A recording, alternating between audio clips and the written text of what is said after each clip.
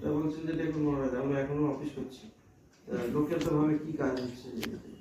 আমি দেখলাম ভদ্রলোক খুব ক্লান্ত দেখাচ্ছিল। তারপরে অনেকক্ষণ ধরে আমার সঙ্গে কথা হলো, আমি আরেকজন ছিল।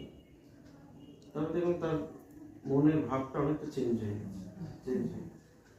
তো এগুলো তারা হয়তো জানে না, কোথায় গেলে এই চেঞ্জটা আরো দ্রুত হয় সেইটা হয়তো জানে না, বা সেই জানবার ইচ্ছেটাও তার মধ্যে এখনো আসছে না, মানে তার মধ্যে চাহিদাটা এত হয়নি, সেই জন্য আসছে না।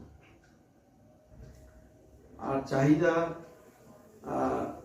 হওয়াটা মানে চাহিদা না হলো, আমাদের তো খিদে না পেলেও আমরা তো খাই, নিয়ম করা আছে দিনে 4 বার খাওয়া হবে। সকালবেলা ব্রেকফাস্ট খাওয়া হবে, দুপুরে খাওয়া হবে।